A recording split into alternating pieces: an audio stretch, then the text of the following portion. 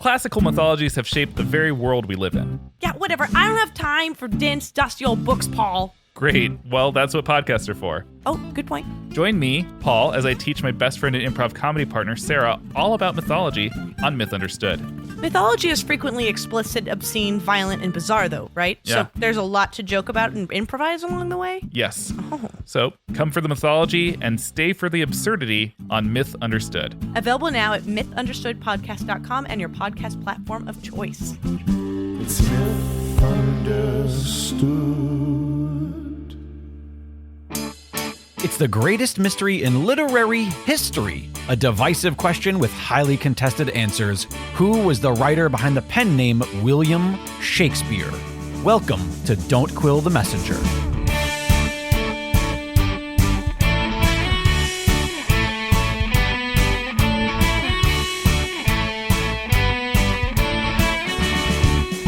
Here's your host, Stephen Sable.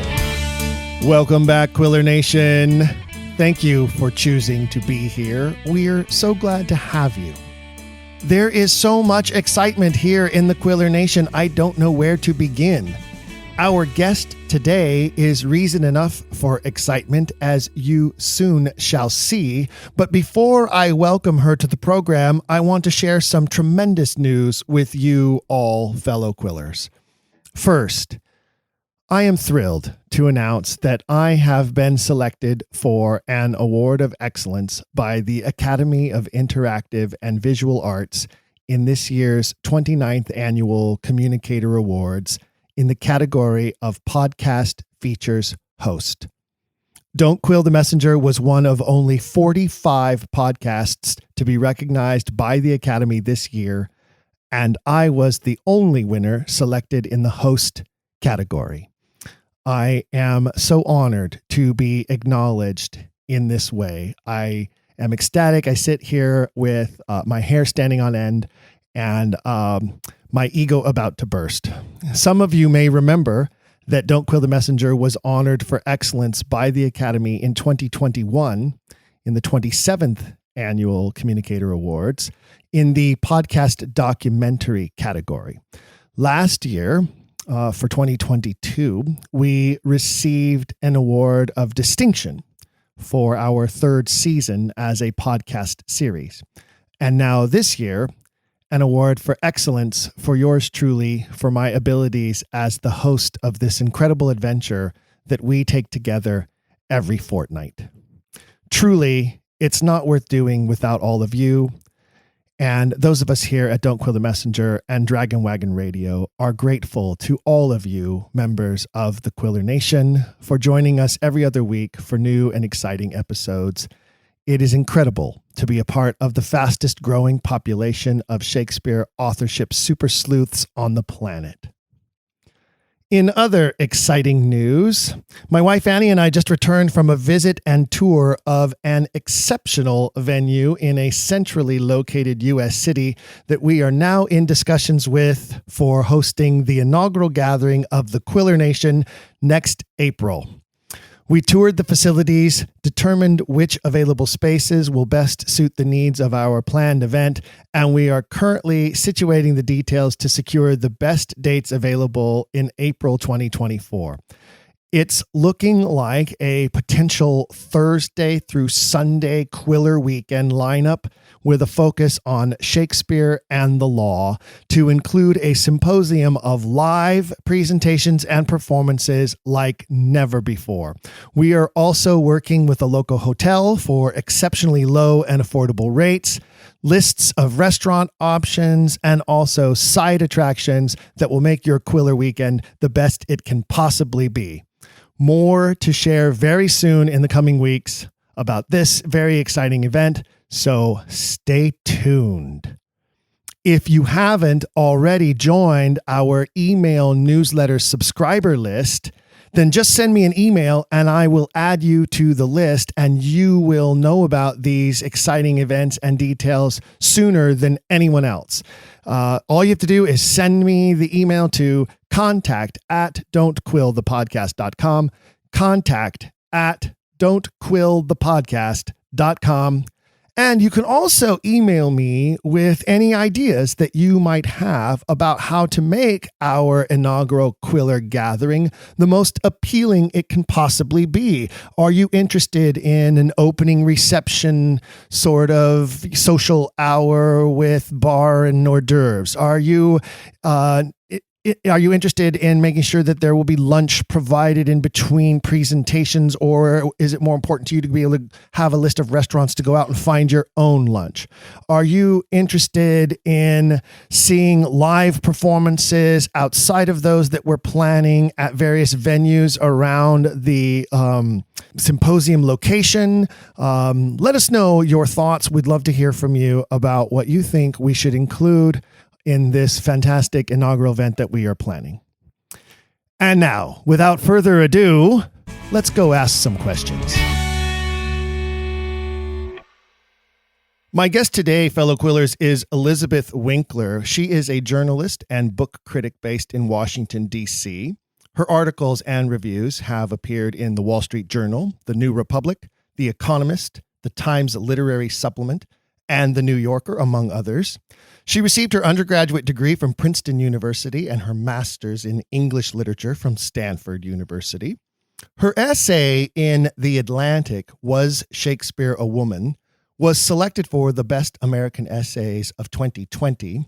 And some of you are familiar with that article because of the resulting backlash Elizabeth received when it was published, which directly and indirectly led to her new book, which is coming to bookshelves across the world May 9th. Its title is Shakespeare Was a Woman and Other Heresies, How Doubting the Bard Became the Biggest Taboo in Literature. And I can tell you it is destined to become a bestseller. Elizabeth, welcome to Don't Quill the Messenger. Hi, Stephen. Thank you. Thanks for having me. That was quite an introduction. I hope I can live up to it. Absolutely. First and foremost, I love your book. There are so many things about the book that I love that I'm not sure even where to start in speaking with you. I've been geeking out preparing for this episode so much that my wife has accused me of having a crush on you, to which I have to admit that she's absolutely right. But in trying to wrest the book away from her over the past week or so, that also leads me to believe that she too has developed her own crush. It really is one I accept. Nice. I'll let her know. She listens to all the episodes, so she'll be laughing at that. It really is one of the best books I've ever read on the subject of the authorship mystery. I truly mean that. I love the first person narrative of the book. Having met you in person and having seen and listened to you give presentations, while reading the book, I could hear your voice in my head, which comes through so clearly and with such wit and intelligence that it makes it hard to put the book down. Well, thank you. That's exactly what I want to hear. It's interesting that the first person narrative works well for you. I'm glad to hear that. I had originally thought I would just write a very distant sort of, third person impersonal voice history of the authorship question. But as I was getting into it, I realized I needed to sort of lead the reader through, the 9 circles of hell, as it were. And it's such a massive information and such a complex, centuries you have to go back, that I felt like I needed to help sort of guide them through it and just give them a person to sort of grab onto through the journey, to filter all the information.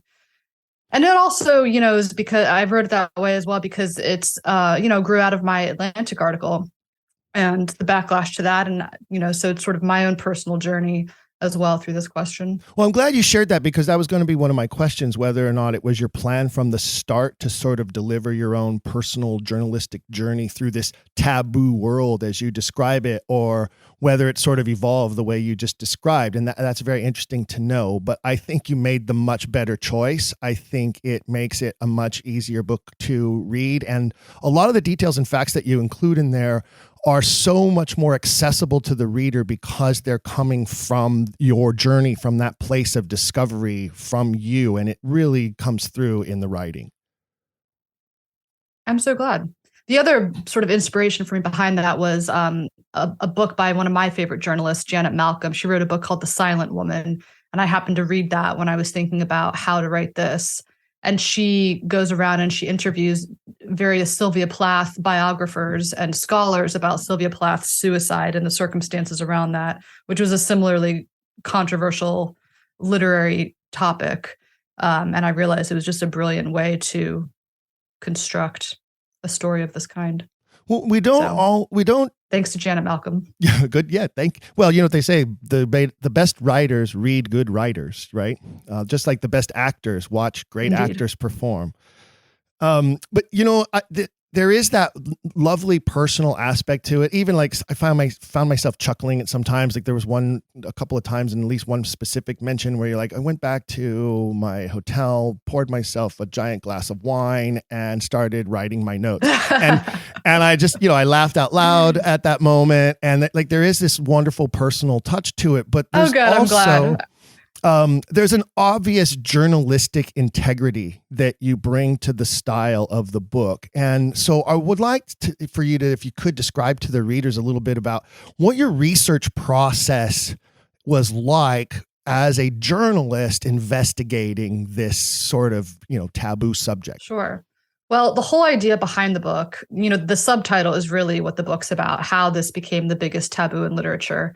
And I wanted to investigate that because after I published the Atlantic article in 2019, the backlash was so intense. Some people loved the article, and then others, of course, hated it. And it was this very emotional response. And I knew the authorship question was controversial, but I had walked into it a little bit naively, not realizing just how ferocious and furious some people can get about this topic. And, you know, so I was compared to Holocaust deniers because I was denying Shakespeare, and anti-vaxxers and Obama birthers. And I was a conspiracy theorist. I was neurotic. I was a fantasist. I needed to be stopped. You know, it was so out of control. And it was mortifying, of course, as a young journalist to be compared to these kinds of really bad actors that I don't want any association with and don't consider myself to have any association with. So that was really shocking at first. But when the shock subsided, as I write in the book, I realized that actually these responses had given me something really interesting. You know, why were they so emotional? Why was a literary historical question being framed as a moral problem on par with Holocaust denial or vaccine refusal? So that was the whole impetus behind the book, to go back and look at the history of how our understanding of Shakespeare evolved over the centuries, how the first alternate theories cropped up, the doubts about the authorship, and how it became such a taboo topic, how it became immoral to question Shakespeare. And so I start with the Atlantic and I go through the whole, you know, then I rewind back through the whole history of the subject. And I interview people along the way, Shakespeare scholars, Stanley Wells, Stephen Greenblatt, Marjorie Garber, Michael Whitmore, the director of the Folger. And then I interview a number of the heretics as well. Right. And I love that there's that balance there, as there should be from that, you know, journalist background that you bring to it. But I'm curious, like once you rebounded from the attacks, and I can imagine that as you say, you know, walking sort of naively into how visceral it can become. But to that, I say, welcome to the club. We're happy to have you. And, but I would like to know, like, once you make the decision, okay, this is very interesting, this is intriguing to me, and my journalistic and investigative mind wants to know more about what happened here and why it happened here. Where do you begin your process? Like, what did you say? Okay, this is going to be, you know, stepping stone one.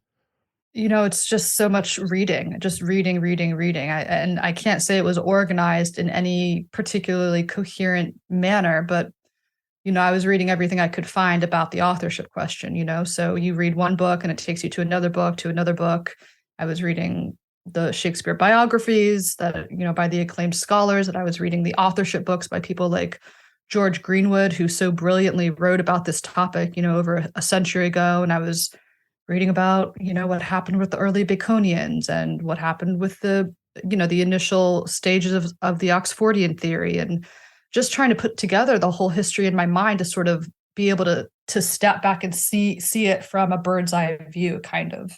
And I was talking to scholars and skeptics and just trying to get a sense of the lay of the land that, before I even started putting any words down on paper, trying to organize it all in my own mind. So that's not a particularly coherent answer either, is it? Well, it sounds to me like it's such a vast literature. It's such a vast literature out there on the authorship question. You accumulate so many books and you can just go down so many rabbit holes. And at a certain point, I thought, okay, I've read a lot. I think I understand the big picture here.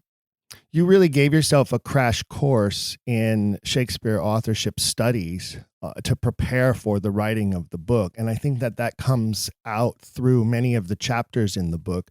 And there are some aspects of that I want to talk about. But before I dive into that part of it, you mentioned some very big names just recently here, and they are throughout the book.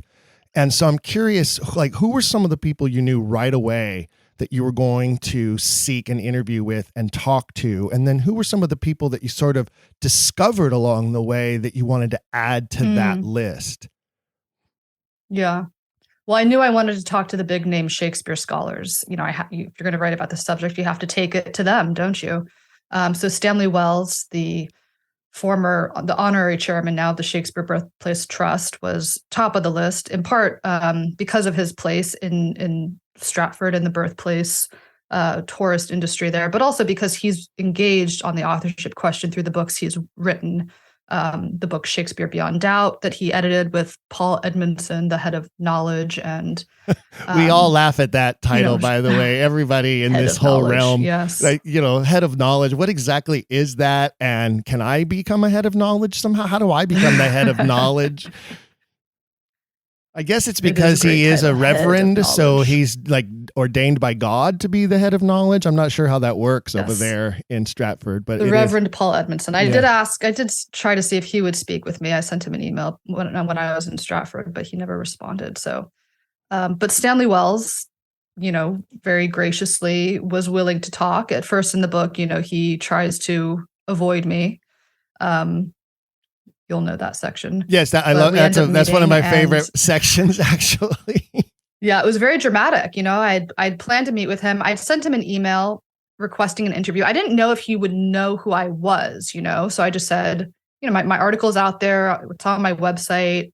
I didn't know if he would immediately say, "Oh, Elizabeth Winkler, I'm not speaking to her."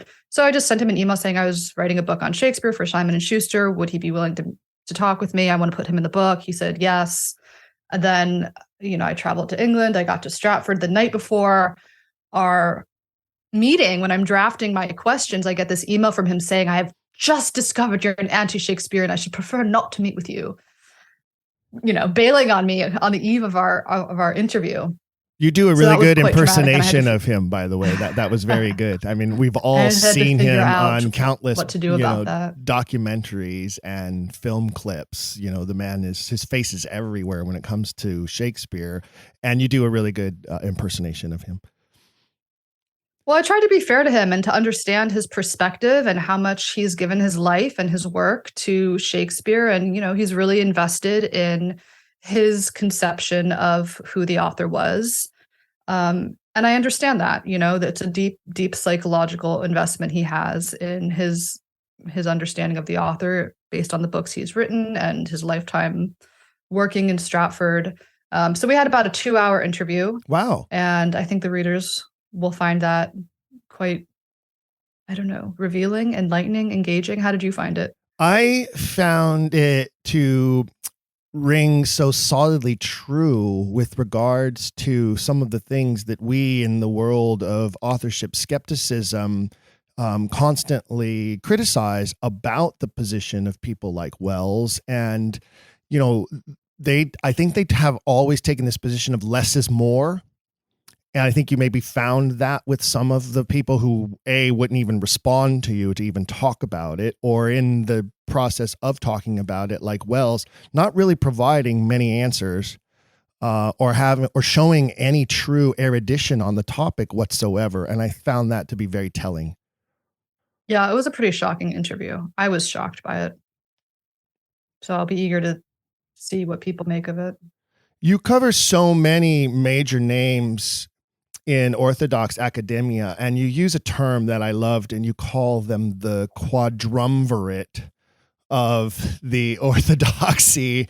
Wells, Bate, Edmondson. I think Shapiro is one of your 4 in the quadrumvirate there. Oh, Greenblatt, Shapiro. Oh, Greenblatt. Yeah, that's right. That's who it is. Yeah. Yeah, they're sort of a the group in America and Britain of the really, really big names. The people also who have been most invested in defending the traditional attribution, because most Shakespeare scholars, of course, write about the plays and are not engaged in writing Shakespeare biographies or, writing about the authorship. So I guess to go back to your earlier question, who else did I want to speak with? I wanted to speak with Stephen Greenblatt as well, because I talk about the whole construction of Shakespeare's biography, and I use his best-selling biography, Will in the World, to do that and sort of deconstruct all the speculation and imaginative work that is going on in there, the biographical fiction, as another scholar has called it. So he was on my list, and he makes it into the book. Jonathan Bate was on my list, but Jonathan Bate never responded to my request for an interview. Let's see who else. Michael Whitmore at the Folger was very, very gracious and very kind about talking, but he sort of clams up, you'll see in the book, when I try to probe him about the Folger's position on the authorship. Mm-hmm. And in the penultimate chapter, I meet with Marjorie Garber, the great Harvard scholar Marjorie Garber. And it's actually on my list to talk about, but because it's so near the end of the book, I'm going to save that for a little later in the episode. But I did want to ask you... I'm jumping around too much. What would you say was the most exciting interview that you conducted, or the most exciting discovery that you made along the way? Oh, gosh. That's hard. I mean, they were all so interesting in different ways. I loved meeting all the different characters, in this story. Because they all have their own everyone has their own personal relationship to Shakespeare and their own personal, whoever you think Shakespeare was, whether it's Stanley Wells or Stephen Greenblatt or, Roger Strittmatter or Alexander Waugh, Roz Barber, some of the other people I spoke with. They were all fascinating. Did I have a favorite interview? I mean, it was such a wild ride doing all of these interviews. Well, did any of them stand out in the sense that, wow, that's an answer I didn't expect, or that's a new realm of study now that I'm going to have to add to the book, or another chapter just got created because of this interview or because of what I've just discovered, any of those types of moments that occurred during the process? Yeah, there were so many unexpected moments. I mean, what's so interesting about doing interviews is you have your questions, you have an idea of how you want this to go, knowing that it's going to go in your book.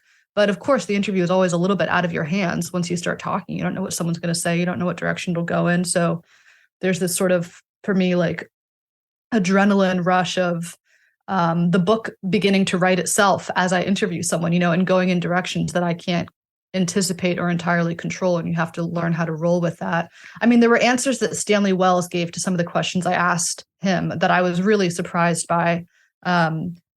Really surprising responses where he just claimed not to know about all sorts of pretty important pieces of evidence in Shakespearean history and the authorship debate that I was asking him about. And I had been prepared to hear all sorts of different arguments and ways of interpreting pieces of evidence for him, but for him to just say that he didn't know or he hadn't looked at it was really kind of gobsmacking.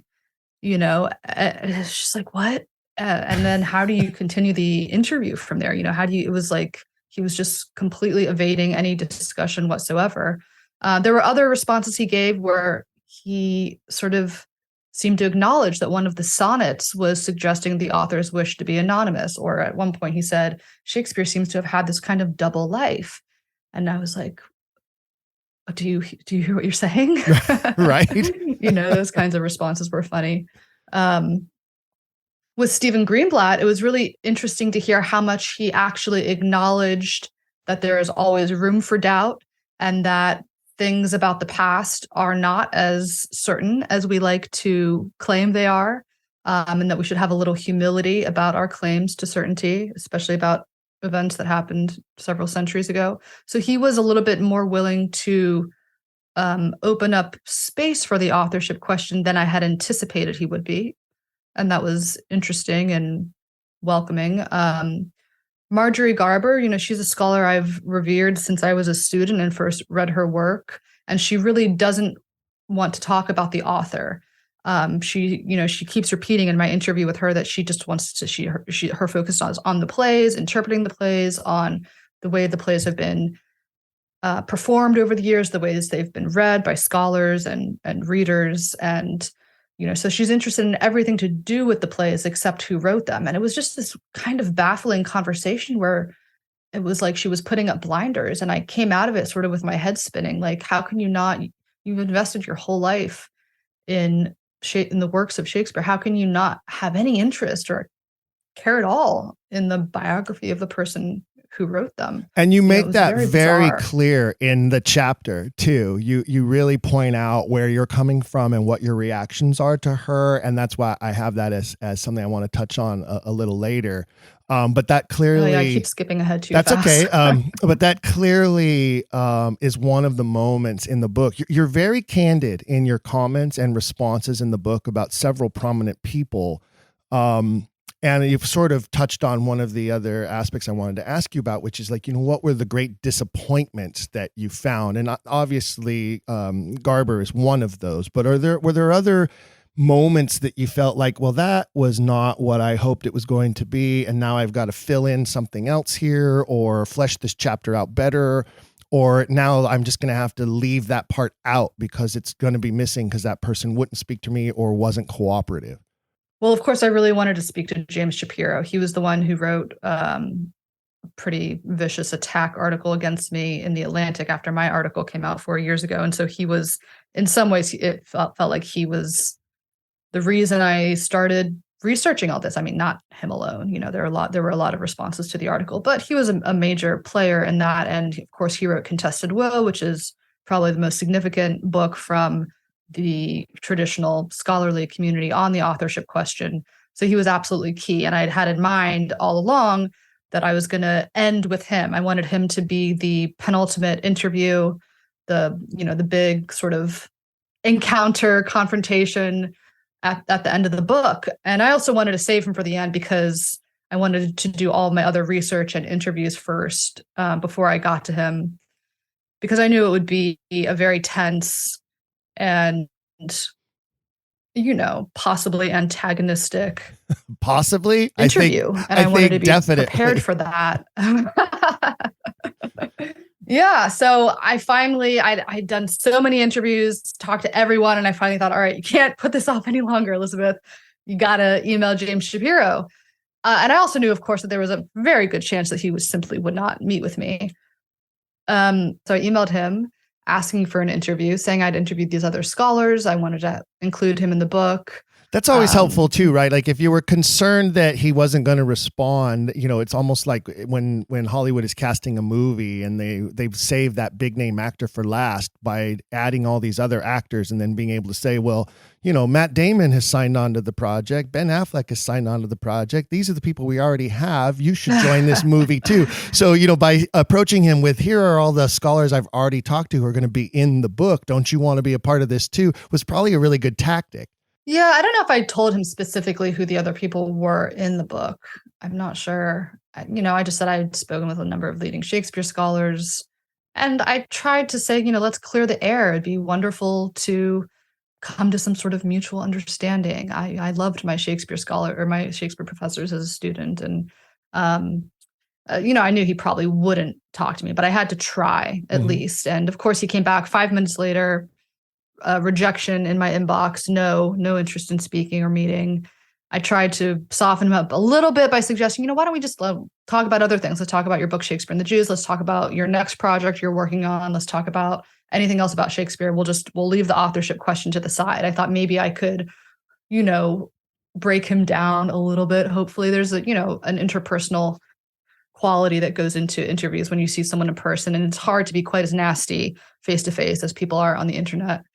So I was hoping I could find some kind of way to engage him, but he did not want anything to do with it. No. You'll just have to accept that, he told me. So that was okay. And I was kind of prepared for it. And it was okay because I still had his correspondence with Justice John Paul Stevens to include. So Shapiro's voice is very much in the book, and it's in there through his letters. And I love the fact that you include all of that. And, he does sound like such a pompous a-hole in that exchange. And he's obviously a man who deals only in absolutes. So it doesn't surprise me that his answer was no, no, no. And you'll just have to accept that, because that's his position on authorship. You'll just have to accept that I'm the expert and I know what I'm talking about and you don't.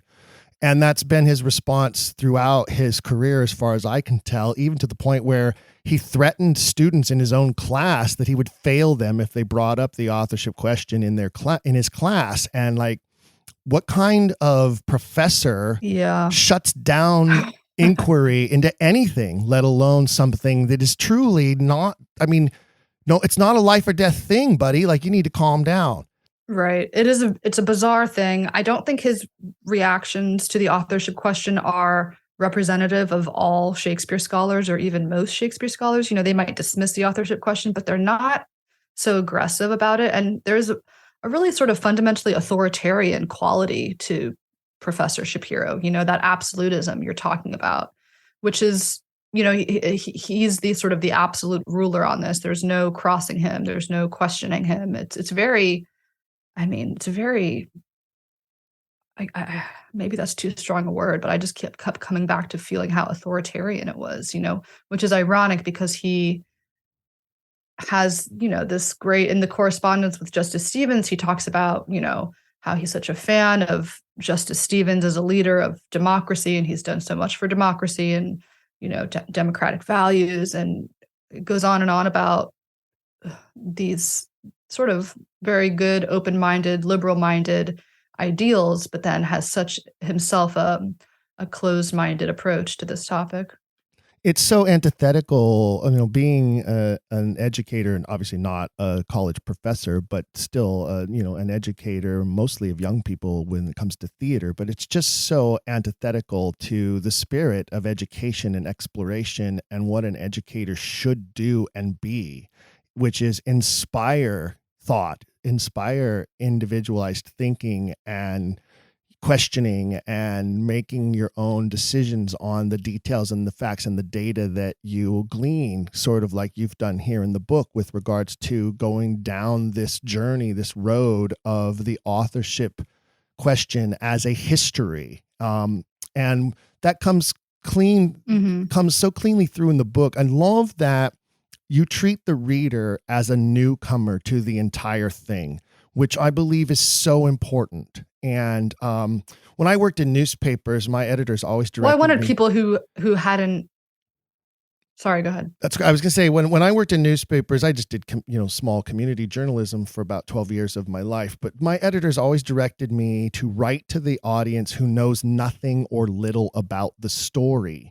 And you do that so well without coming across as it being instruction or education or boring history, but rather as discovery and the necessary backstory to your journey. Thank you. Yeah, well, I wanted it to be a book for readers who didn't really know anything about the authorship question, who weren't experts in any particular corner of it, and, were interested in learning more, or just interested in this sort of explosive mystery. And the taboo. So it is geared towards people who don't have any particular previous knowledge, in part just to introduce people to this controversy. Because there are a lot of people out there, first of all, who've never even heard of the authorship question before. So you have to explain what this thing's all about. Then there are other people who've heard about it, but it's just a conspiracy theory, nonsense, blah, blah, blah. And then you meet other people who say, oh, yeah, no, I know it was Bacon, or, it was Marlowe, or whatever. And they have their whole theory worked out. So I had to kind of pitch it to a wide segment. And I think you succeeded doing that so often. Are you there? Have we lost each other again? No, I'm here. So many of my guests who have published books on this topic, sometimes their books have come across as sort of assuming that the reader is already into this, already knows about it, has already done some initial research of their own. And I think it doesn't play very well for some of those publications, whereas your book really does open the door. And even somebody like me who's been doing this for quite a while now, you provide so much valuable history and context to the entire authorship debate that there are things in there, details in there that I did not know, that I was learning from you as I read the book. Oh, wow. Well, that's great to hear. Yeah. And I'll be curious to know what what was in there that you didn't know. Well, before I touch on some of those things, what I'd rather do is ask you to tell me some of your favorite aspects of the history of this that you learned as you were going along. Because there had to have been moments where you're like, I never knew that. That's really interesting. Or, wow, that's a really prominent point. Or, I can't believe that this isn't a big part of this debate. You know, those types of moments. Yeah. I mean, the history is so fascinating. First, the whole period of bardolatry, where, I have a chapter where I go to Stratford-upon-Avon and I'm trying to sort of show the reader how Shakespeare became this god figure in the 18th and 19th centuries and the process by which that happened and the historical circumstances. It has so much to do with Britain's political situation over those centuries, the growth of empire, imperial expansion, wars with France, like everything that's going on and the importance that Shakespeare takes in that context as this national unifying God figure, really a kind of English Christ, and that whole period is just, it's kind of jaw-dropping, isn't it? The deification that occurred there. And then, I mean, the other thing that I thought was so key and that I only really put together as I was researching the book was the origin of English departments. And I think it's so key if you want to understand Shakespeare scholars and the place of Shakespeare in our university systems today, you have to understand the origin of English departments, which is that they only really began developing in the mid to late 19th century. There was no such thing as the academic study of English before then. And they began developing during this period of extreme bardolatry, extreme veneration, when Shakespeare was this national icon and secular god. And the ideas about Shakespeare that were enshrined in English departments during this period have just been passed down from one generation of scholars to the next. And the other thing is how English literature was really brought into the university systems as a kind of national, unifying, nationalist, pacifying discourse to replace religious discourse, to replace Christianity, really, which is so fascinating. They saw that church attendance was falling. There was social unrest, scientific discoveries, Darwin's coming out around this period, late 19th century. There's concerns that a French Revolution, could happen in Britain. And what are we going to do? What discourse can have the same pacifying, unifying effect on the population once had? And they sort of come up with, English literature is so perfect for this. It's going to instill people with a sense of national pride in their literature. It'll draw the classes together. Instead of erecting barricades, people can sit at home reading Dickens and Shakespeare and behaving themselves. So it's a fascinating history, and Shakespeare is at the center of that. And he always was, when you look at the history plays, which I like to call the greatest pieces of propaganda ever written for a nation, and you really dissect them, I think you find there that you have plays that were unifying the country, that were supporting the Tudor dynasty, that were creating that same nationalistic view among the citizenry, especially under great threat at the time, which was the Spanish Armada just right across the channel, France having problems, the Pope calling for the death of Queen Elizabeth II. I mean, there you want to talk about a nation under siege from all areas, and then you get these wonderful history plays that sort of strengthen the national identity. And it's ironic that, several hundred years later, during basically the Victorian era, they use him again. They bring him back out and use him for that exact same purpose all over again to strengthen the nation. It's really incredible cycle. Absolutely. It's an incredible parallel. Yeah.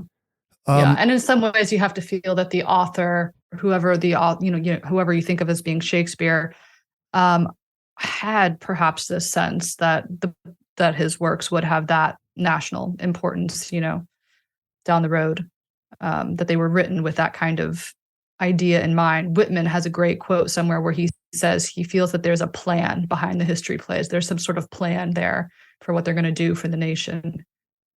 You mention him a lot, and you include, you do see that as they get. You include a lot of Walt Whitman in the book, and that was an area where I had been underversed, and that was one of the discoveries for me in reading the book, was how important this issue was to Whitman. And for somehow it escaped me that his connection to Delia Bacon was so strong as well.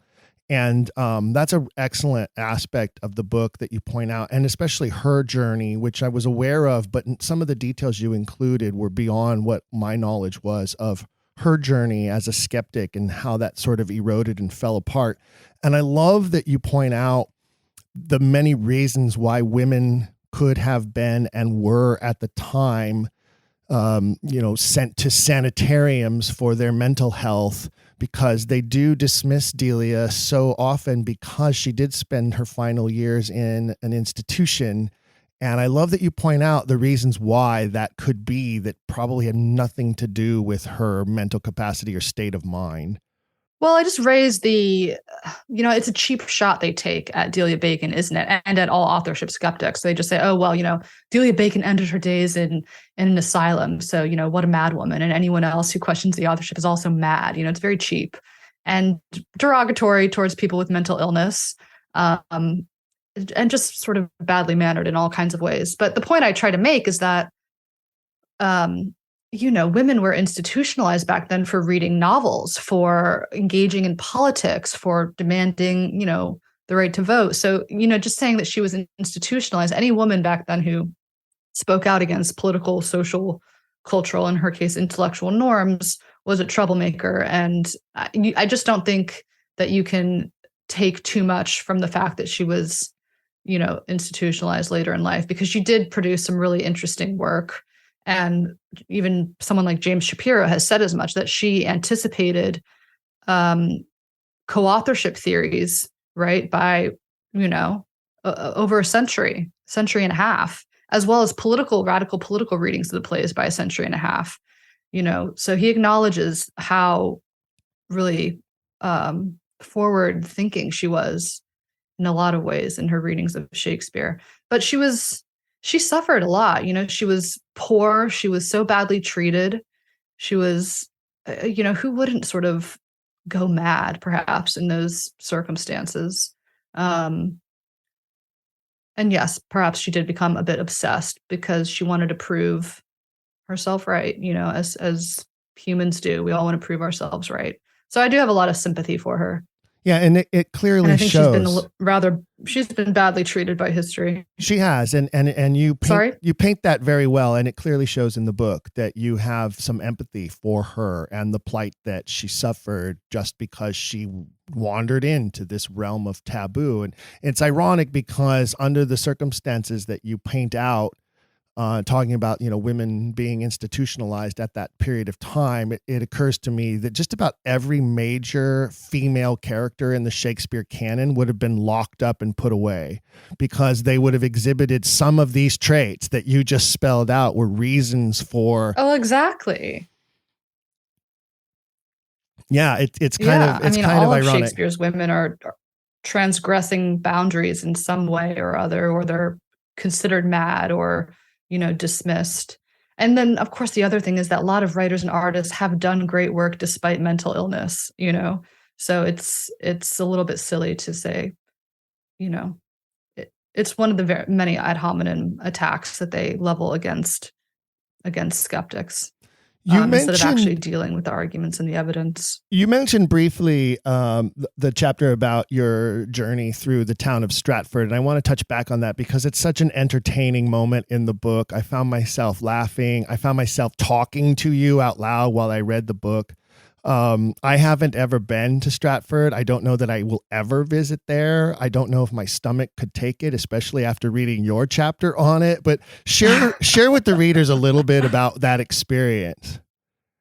Well, it's a wild place, isn't it? Because the history of how Stratford developed, pilgrims began flocking there in the early mid 18th century to pay homage to the poet, and they would throw themselves down at the building that was claimed to be the birthplace, weeping and feeling the spiritual communion with the poet.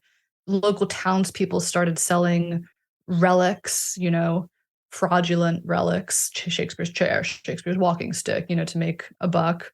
I mean, it's a really hilarious history. And then, of course, in the mid 19th century, the birthplace was bought for the nation, saved for the nation, and massively reconstructed to make it look far more appealing and much larger than it originally was. So it's just a very, very funny history because it's all pretty fabricated. And the claims they make to authenticity are pretty ludicrous, but somehow everyone doesn't mind and they just get away with it.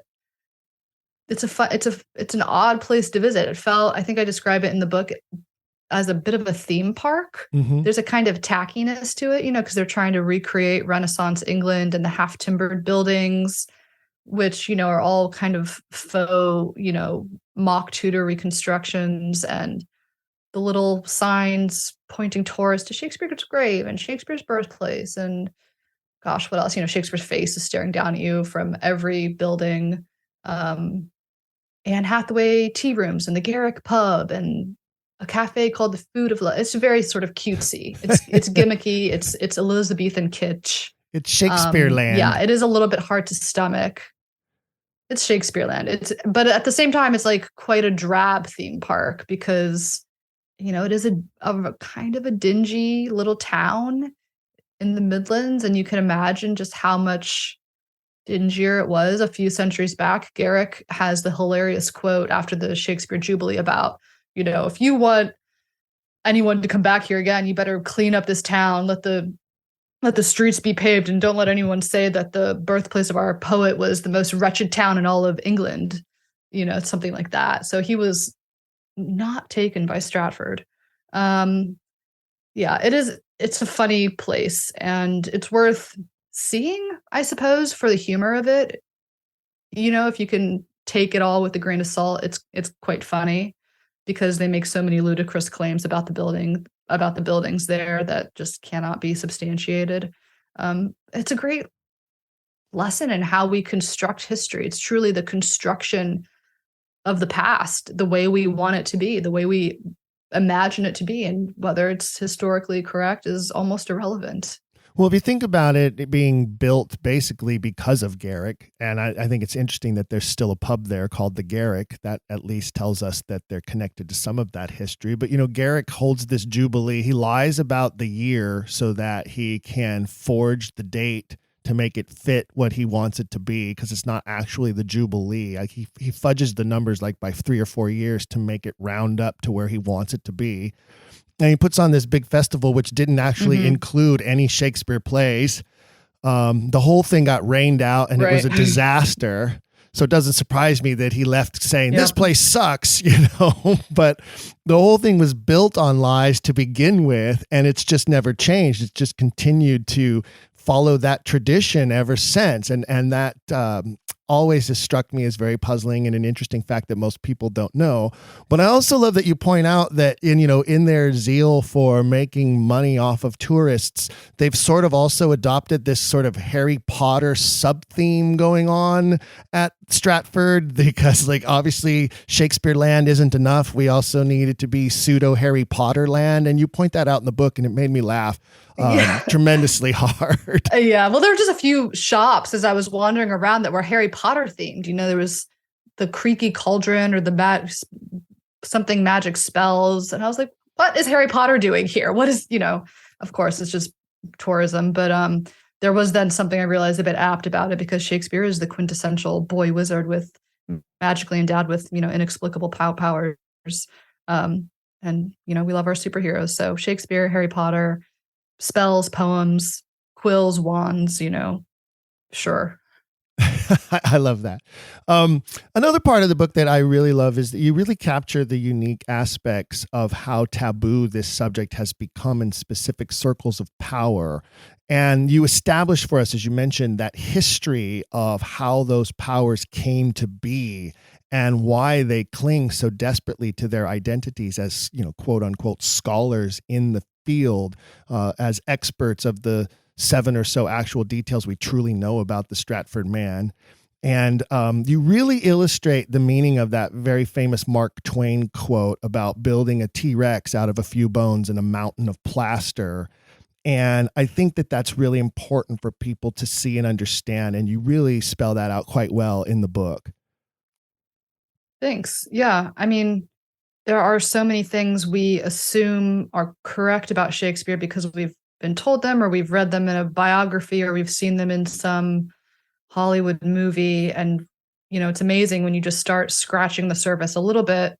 You realize how much of it is speculation and filling in gaps and, just pure imagination that we've kind of accepted as, it's been repeated so many times. When you repeat something enough times and it gets passed around through various books and numerous scholars, it just starts becoming ingrained and people don't question things. So it is fascinating how you start scratching a little bit at Shakespeare and you see how much is just a complete blank. Well, and I feel like that continues, and I know, you would know better than I because you're in the field and you're doing it every day, but I feel like that has permeated into the world of journalism in so many ways in modern times, where it's not necessarily important to be accurate, but it's important to get ratings, or it's important to be the first on the story, or to repeat the lie so many times that you're not just reporting facts, but you're trying to persuade opinion. And one of the things that I find so refreshing about you, and it shows in this book, is that you seem to, from my opinion and all that I have seen from you, really hold true to your journalistic ethics and approach journalism from that objective space of inquiry. And I think that that's a breath of fresh air for a world right now that is becoming more and more jaded and more skeptical of journalists and media. And the book is very clean and fair, and you don't do that. And I love that about you and about the book. There's so much speculation that happens with Shakespeare. And of course, there's also speculation when you go into some of the alternate authorship theories, people get carried away sometimes. So I was really at pains with everything, every little assertion or fact in the book to double check it and triple check it and quadruple check it. And that was maybe the thing that made this project so infuriating, because you read a claim in a book and you look it up and is that actually true? Is that correct? Where did he get that from? So just chasing down so many different claims and facts, this topic does become infuriating on that front. But I wanted it to be as, clean as possible. And I worked with a fact checker too, of course, who went through verifying things with me. So I know they'll come out swinging against this book, and they'll no doubt find things to attack and criticize fairly or unfairly. I hope it'll be treated honestly, but I don't know how much you can expect that from certain scholars. We'll see. But I did do my best to be really scrupulous with the fact checking. There have been many parallels drawn between the beliefs and myths about Shakespeare and religious faith, which you paint out in ways that I haven't truly seen before.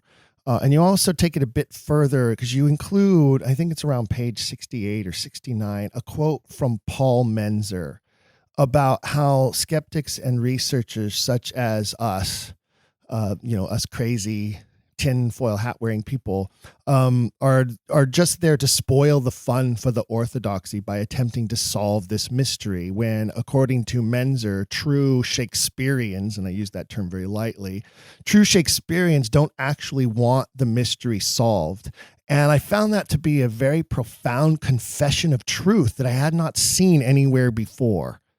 It's an amazing statement from him, isn't it? My jaw sort of dropped when I read that. Me too. I blew my mind. So this is Paul Menzer. He's a he's a professor at, I think, Mary Baldwin University, and he convened a seminar at a Shakespeare conference. I think it was Shakespeare Association of America, on Shakespeare's enemies. And Richard Wagaman, an Oxfordian and a psychiatrist, wrote about the authorship question and anti-Stratfordians being perceived as Shakespeare's enemies. And Wagaman approached it, from a psychoanalytic, psychological perspective, according to his background. And he argued that Shakespeare scholars suffer from various cognitive distortions, essentially. He was treating them as a subject on the analyst's couch to be diagnosed, which is very bold of him. Very, very funny in a lot of ways. And he basically says, they suffer from confirmation bias and groupthink and, various cognitive errors, projection.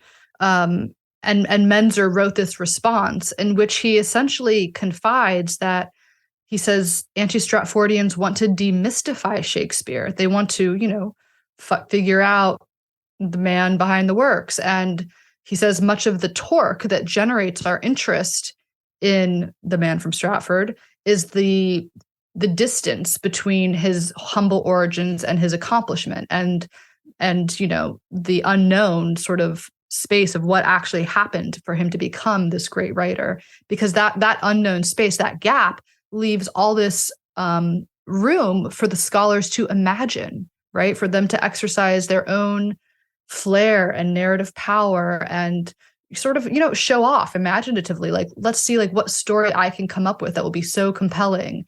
And honestly, Stephen Greenblatt is the best at this. His book is very compelling. It's beautifully written. It's, completely fictional.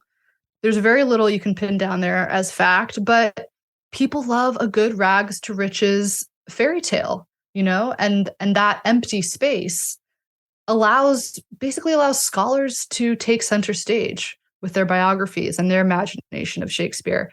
And Menzer makes this religious comparison where to a Hindu principle, darshan, I think he calls it, which is the act of divine seeing. And it's the idea that a god grows more powerful the more you look at it. And he says with Shakespeare's kind of the anti-darshan, that he grows more powerful the more we try to see him because we can't see him. And so Shakespeare scholars want to just keep on looking, that Shakespeare's study is fundamentally a speculative act. And we don't want to actually be able to see him. But anti-Stratfordians come in and spoil the fun, he says, because they want to solve the mystery.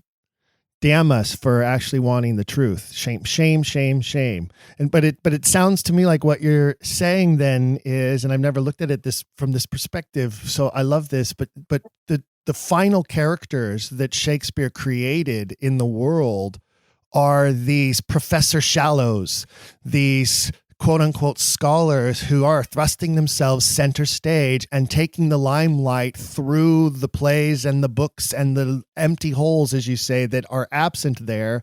And that's a very interesting image now I have in my mind of, somebody like a James Shapiro standing on the stage delivering a one-man play about how he is the preeminent man of knowledge, except that Paul Edmondson is actually apparently the preeminent man of knowledge. And so, but I get, it sort of ties that all together, doesn't it? Well, it's two things. There's such a powerful identification with Shakespeare, and Shakespeare scholars love to say that, anti-Stratfordians just find themselves in the plays. They find a woman in the plays, or they find a Marlovian kind of renegade of the plays, whatever, that they're finding themselves in Shakespeare. But, Shakespeare scholars also do that. They have a deep identification with their version of the author.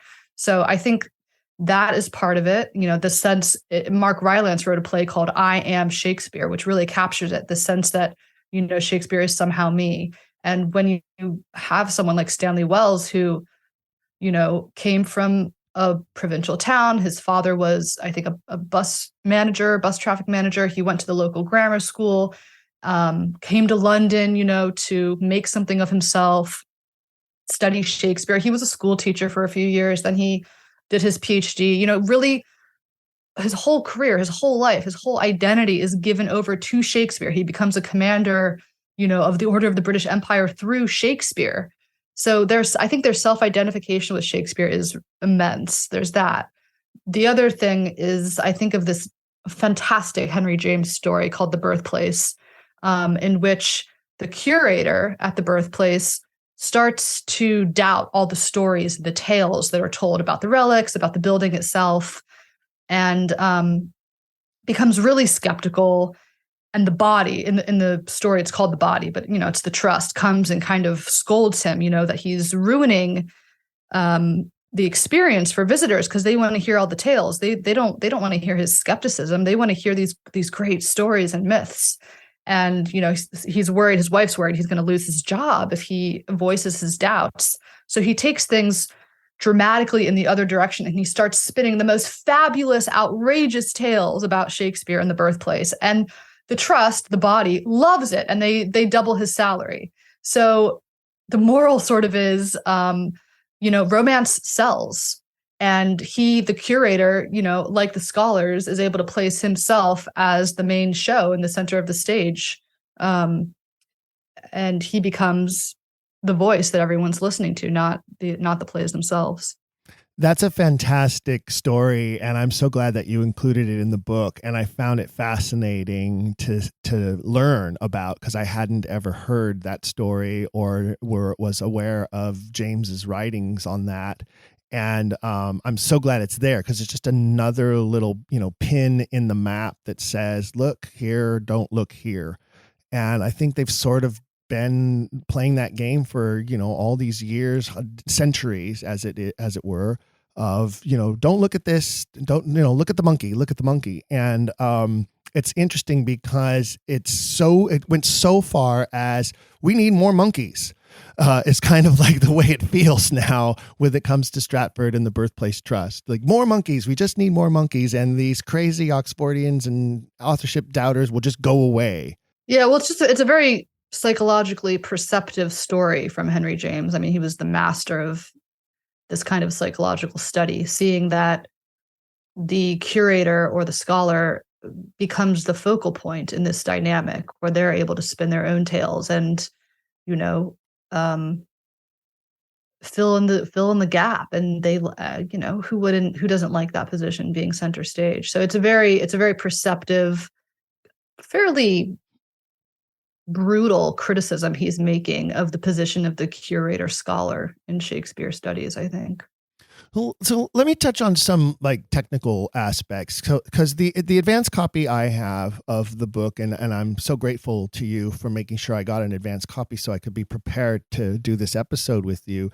But it does not include the bibliography or any notations or anything in it. They're not there yet in the draft copy that I have. And I'm curious what that work was like and how much extra work it is in a book like this to then have to provide all those pages in the back. And I found it refreshing to not have. You don't have the endnotes in your copy? I do not. No, mine does not. It just says. Okay. I thought they would have. Okay. Well, there it says are TK, whatever. Nearly 100 pages at least of. Okay. Yeah, I think there are about 100 pages of endnotes in the final version. It's a lot. It was a huge amount of research. I can't imagine. That's why I'm asking about it. Yeah. No, and I wanted everything cited. So, because I know that everyone's going to say, where is this coming from? Where is that coming from? So it's all in there. It's all in the back. If you want to go look for the citations and dig to find my sources. yeah, it was the endnotes were brutal writing this at the end, but you got to do it. I can't imagine that. It's an immense amount of work, but I did find it refreshing as I was reading that I wasn't bogged down by those. There weren't little numbers, there weren't little endnotes, there wasn't a back page to go turn to try to make sure that you proved it, or I didn't need all of that as the reader reading through it. I just trusted you that it was all there and that it would be there. And I think that that's part of your voice. And I think that's part of the beauty of the book is that we go on this journey with you and we trust you that you're leading us through a journey that is truthful and honest and very objective. And I think that that's going to be one of the best selling points of the book.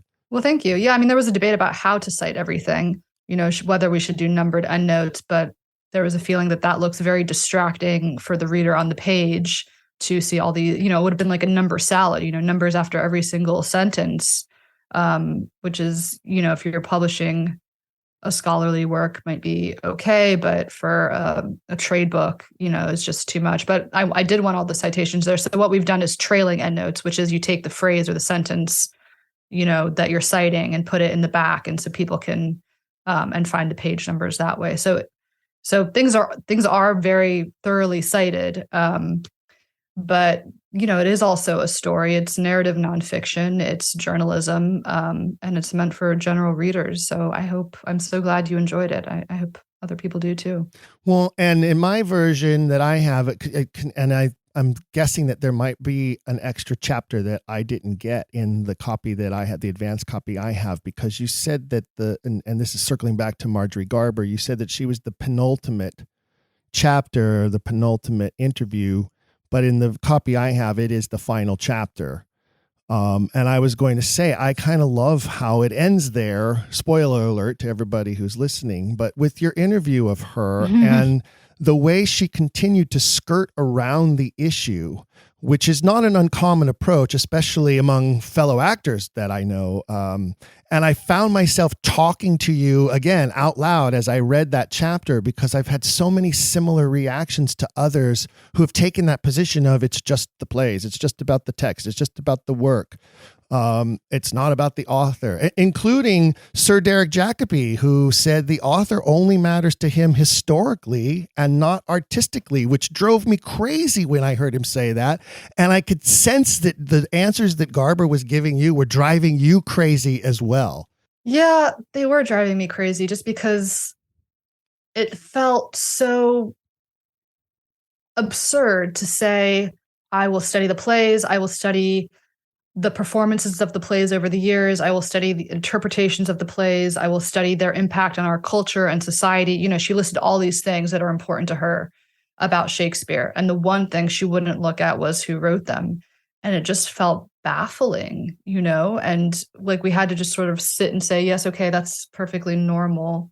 And I understand that this also has to do with a certain theoretical background she's coming to Shakespeare from. She was at Yale in the 80s during her PhD, the heyday of postmodernism, and, sort of death of the author doesn't matter. It's just the text that matters. The text is supreme. So there's a theoretical apparatus that's sort of structuring all of this. And that's fine. I love my Derrida too. I understand, the significance of that period of literary theory.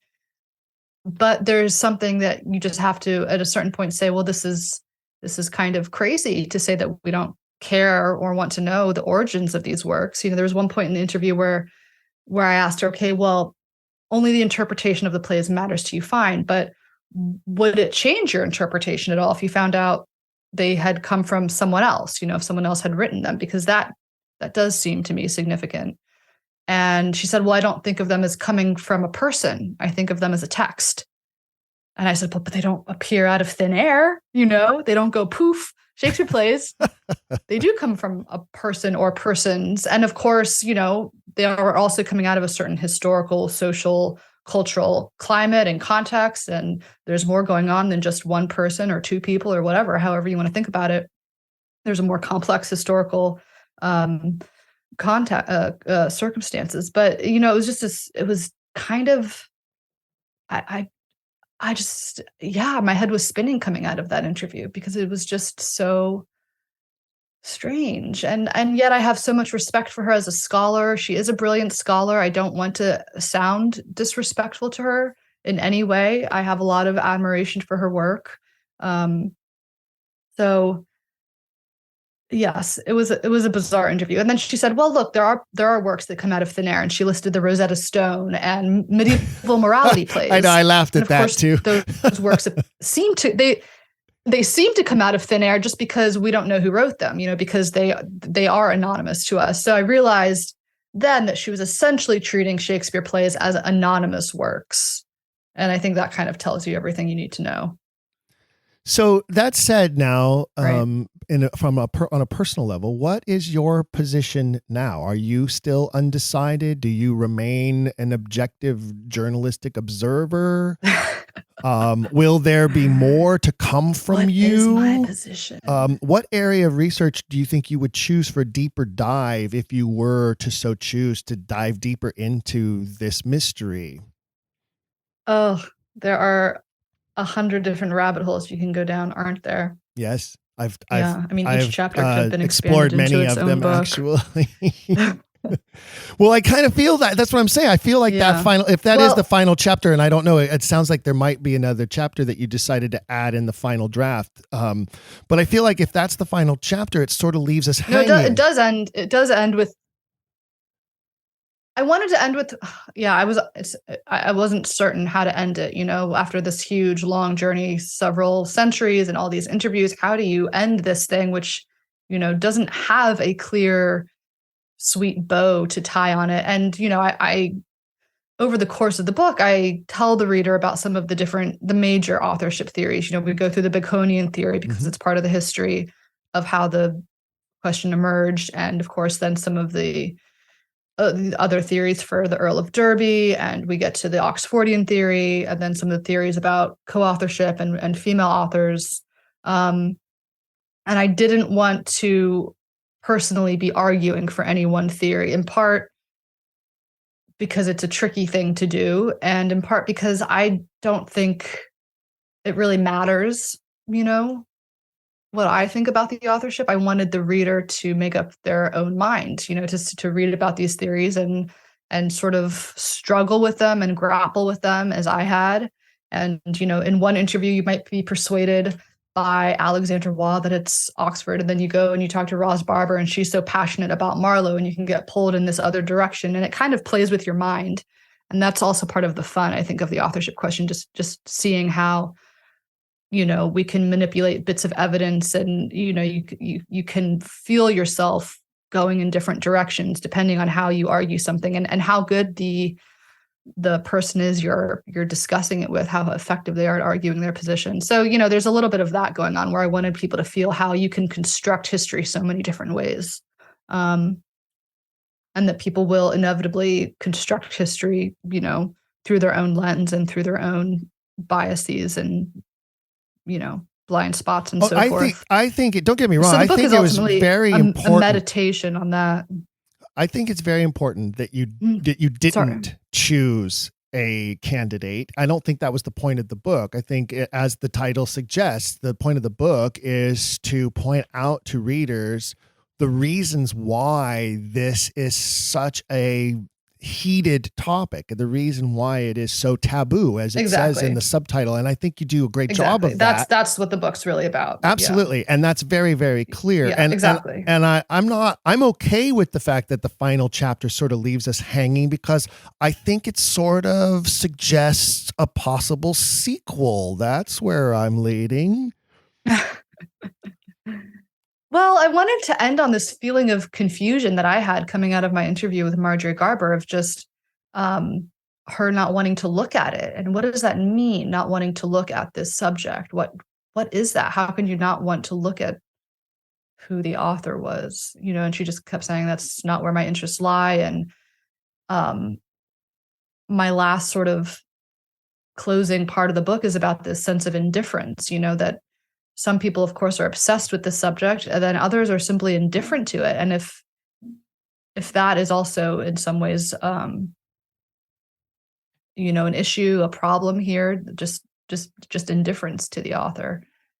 So it's an unexpected note perhaps to end on. And it also is still sort of in the middle of the journey in a way. You know, I get back on the tube to go home and I'm writing down notes from our interview and processing it all. And I wanted it to still sort of be suspended in action, I suppose, rather than neatly resolved.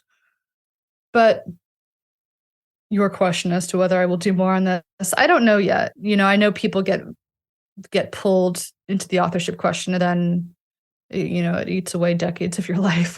I don't know if I want that to happen to me. It's a fascinating subject, and I'm sure I will always maintain some interest in it. How can you not, right? When you've read so deeply into it and talked to all these people and started to, you know, come to understand the terrain and the field. So I'm sure I will still write about it to some extent, whether that's articles or the one thing I did want to add is an epilogue to the book, but we decided I'm going to add that probably in the paperback, reflecting on the reception of the book. So that is something that I will add. And there may be other things I add in the paperback version a year from now. We'll have to see. How difficult was it to pitch this book to a major publisher like Simon & Schuster? And you know, my hat goes off to them for greenlighting this project and supporting you and promoting it the way that they have been.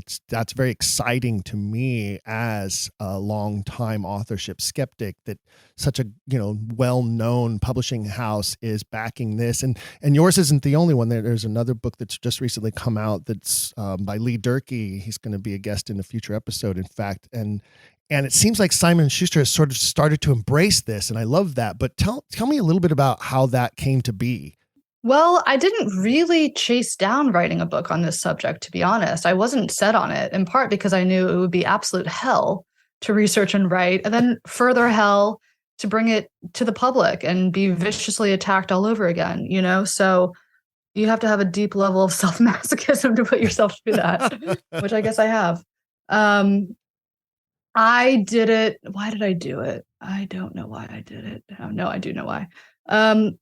So after the Atlantic article, I kept privately reading about the authorship question because, you know, I was so deep in the literature, but I didn't write anything else about it. I was so burned after that initial experience. And I went and wrote other things. You know, I write book reviews for the journal. I do profiles of authors and writers and cultural figures. And so I was just writing about other things. And I thought, you know, need to not touch this for a while. But then there was so much interest after the Atlantic article and people wanting me to expand on it and, you know, write a book like about Amelia Bassano or something. And I knew I did not want to do that. I was not going to write a whole book arguing for Amelia Bassano as the author. I was not interested in that. So I said, let me think about this and what kind of book about the authorship I could write. And this was the only way I felt like I could write about this subject, was to really try to understand the taboo and to do a journalist's sort of, you know, journey analysis, you know, through the whole messy authorship world, talking to scholars and skeptics and trying to explain it to people. So I came back with the idea that this is the way I would write about it. And, you know, you write up a proposal and shop it around to publishing houses, see who wants it. There was excitement at Simon & Schuster about the idea of busting the taboo. You know, that's, I think, what they really liked, the idea that we were going to explode the taboo about talking about the authorship. And they've been wonderfully supportive. So we'll see what happens. Yeah, well, my hat's off to them. I think it's fantastic that they have really embraced this, and it's obvious that was your goal, and that is the type of, you know, mindset that you have that intrigued you, was that there's this strange phenomenon. Why? What are the roots of this strange phenomenon that this becomes so visceral and so wicked, and it's such a hands-off type of a thing?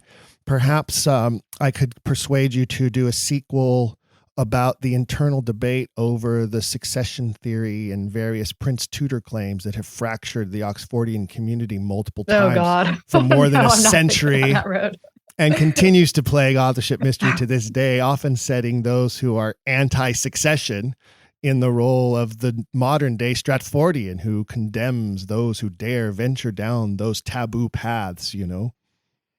Yeah, that is a whole nother messy territory.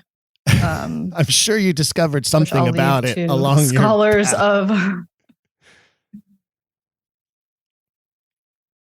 Well, it's just such a intense, bizarre period of Elizabethan history where they're trying to figure out, what's going to happen when the monarch of so many decades dies. Um, and there was clearly a deep concern about civil war. It's just the fact that decade, the 1590s, is just absolutely. I mean, what a period to live in! My God, what a crazy time politically, culturally. The Shakespeare plays are coming out. They're trying to figure out the succession. The Queen is dying. I mean, wow, it's a lot going on. I mentioned the Prince Tudor theory very briefly in the book as something that certain Oxfordians espouse and others disagree with. I think it's not the way to, if you want to argue for Oxford, I don't think that's the route to go, because I think it distracts from, other arguments and evidence. And it's just, I don't even want to talk about that. I mean, I'm also not the person to talk to it about. You should talk to Oxfordians about that. Sure. Sure. Where they lie. Sure, but it's been a bone of contention among the doubter community for more than 100 years, and has fractured organizations in half at times, and is that's true. I mean, the dynamics are interesting. You're right that there are such internal divisions, not only between anti-Stratfordian camps, Marlovians, Oxfordians, Nevillians, whatever, and I compare them to sort of different religious sects, breaking away from the Catholic Church, from Orthodoxy, and forming all their different groups. And then even within Oxfordians, these arguments, I think, just from a group dynamics perspective, it weakens the anti-Stratfordians, right, to be fighting amongst themselves strategically. That's not the smartest position to be taking. And you spell that out really well on your chapter on Bacon, and you talk about how the two different sects of Baconians, those who went down like the cipher road, and it's all about ciphers and numbers and acrostics and all of that, and those who went down more of a traditional scholarly road with trying to connect to Bacon. And you really spell out in that chapter how that division affected the authorship mystery from that point forward. And so that's why I draw the parallel, because I think it's very similar with Oxfordians when it comes to succession theories. Yes. I mean, George Greenwood, who is a lawyer and member of parliament in the early 20th century and wrote a huge number of books and articles on the topic and was very, very, very sharp. He said, there are wild Baconians and sane Baconians. And he was referring to, the cryptologists and cipher hunters on the one hand, and then the sane Baconians being, the judges and lawyers and, sort of very level-headed minded people who were looking, for instance, at the legal knowledge in the plays and tying that to Bacon, or, they weren't going crazy with ciphers. And he said that the wild Baconians had sort of tarnished the whole authorship question, and everyone was smeared with that brush. And I do think that is what happened. It's too bad there wasn't more of a distinction made between rational arguments looking at why there's so much legal philosophy and legal terminology in Shakespeare's plays versus the crazy stuff. There's a great quote, though, from George Orwell about how socialists had a tendency to attract all kinds of wacky people into their camp too, and how, flat earthers and all kinds of bizarre people were also, were tarnishing, what he considered the good name of socialism. Maybe that's a bad example. Well, I think every movement, has what I think some people would call the lunatic fringe, has right? Outliers, and there is a lunatic fringe, and it's unfortunate. And it does the thing it does is it gives scholars or, ardent Stratfordians a way of quickly, just pointing to those people and saying, look, it's all loony, it's all nonsense. But it's quite dishonest of them because they ignore the fact that lots of really smart people were also skeptical of the authorship, like Henry James and Walt Whitman and Mark Twain and, various Supreme Court justices and professors of philosophy and physics and history and theater and, very rational, intelligent people.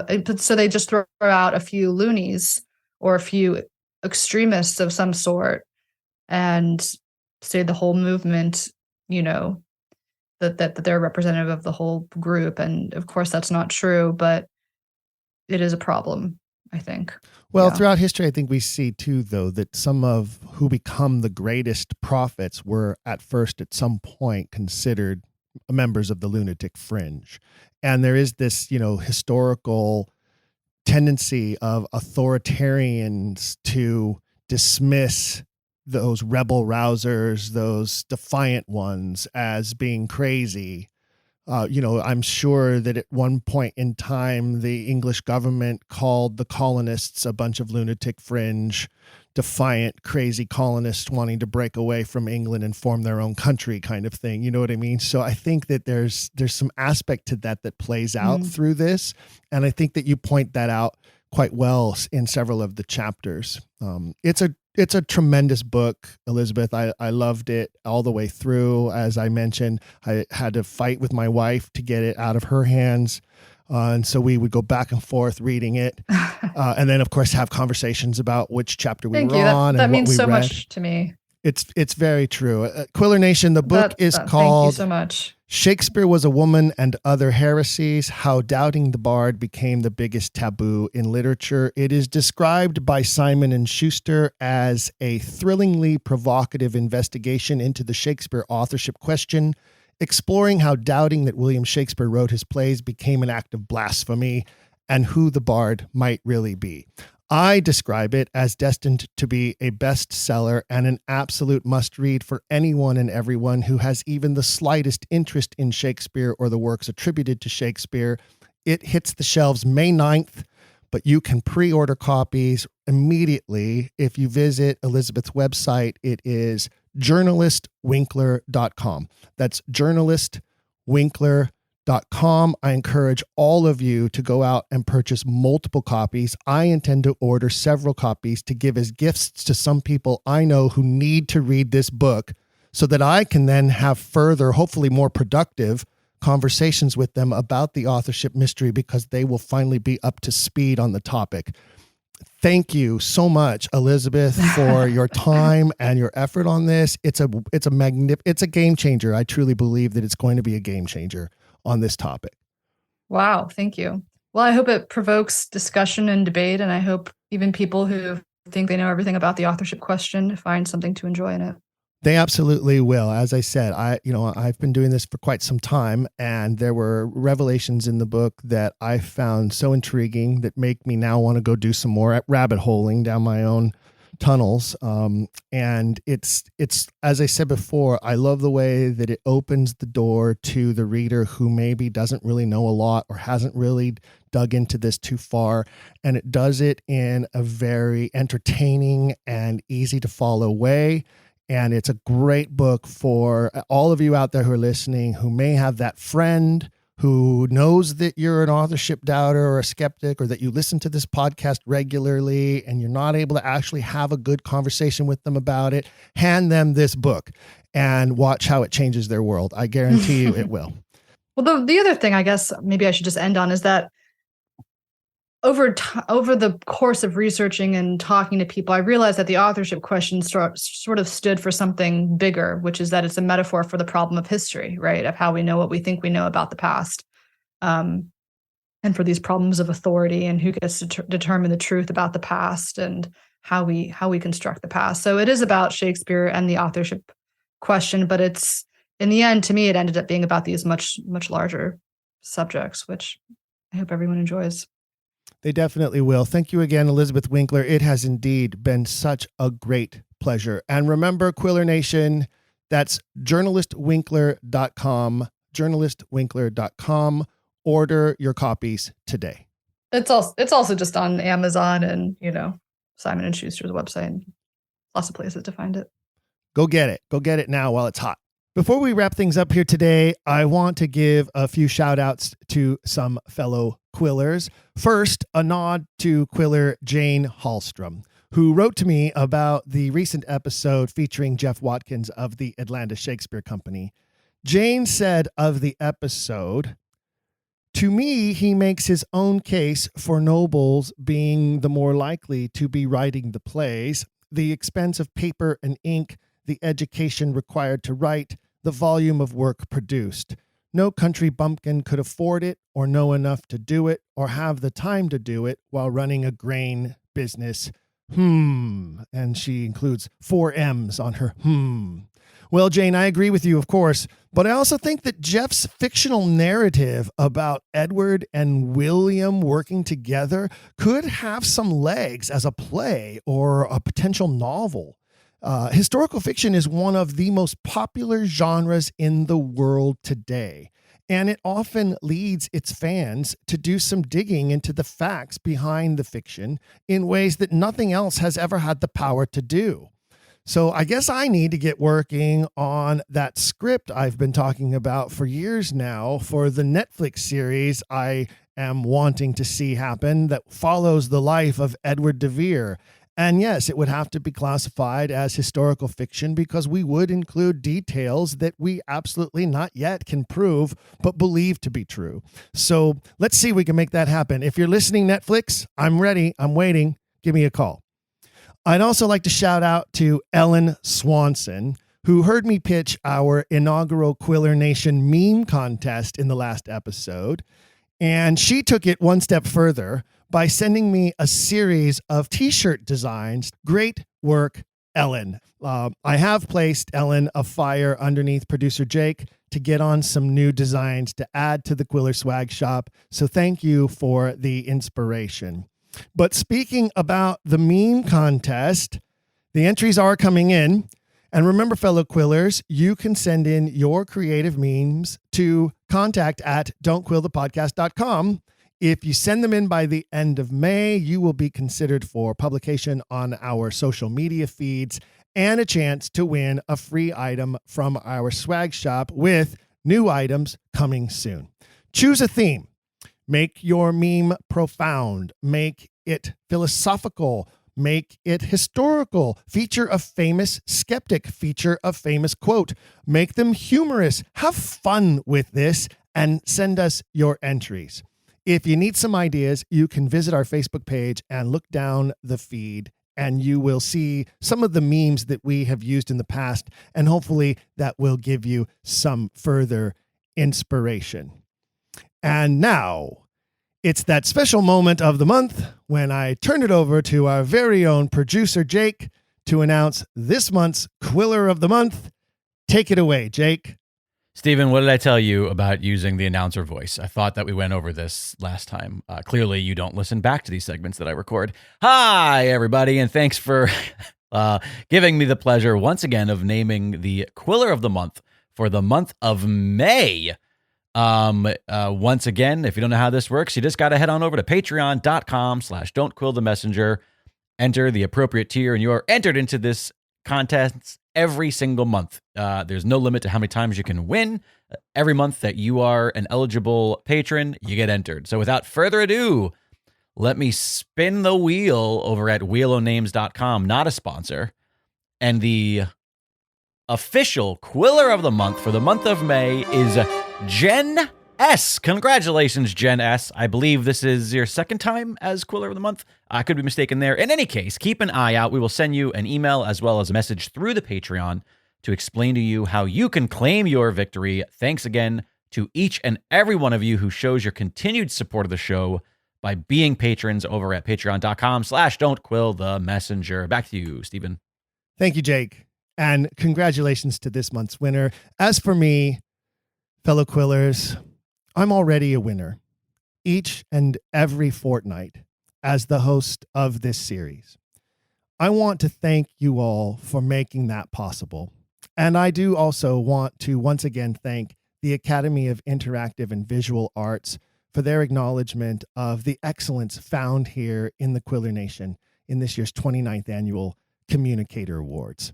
It is very humbling to be honored 3 years in a row, and especially this year to receive this Excellence Award for my service here as host to all of you.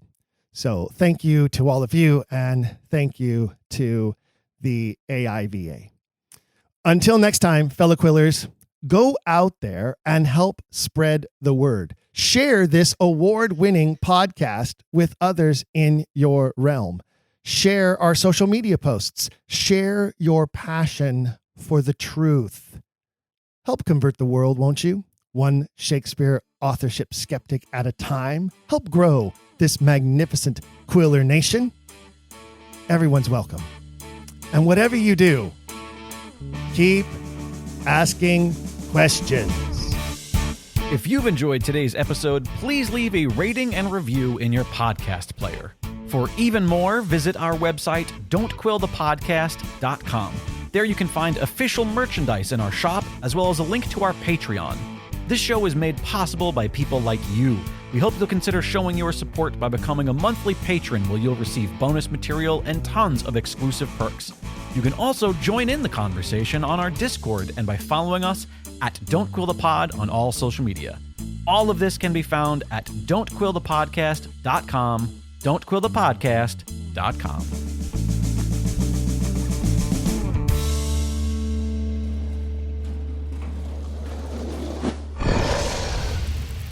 It's Dragon Wagon.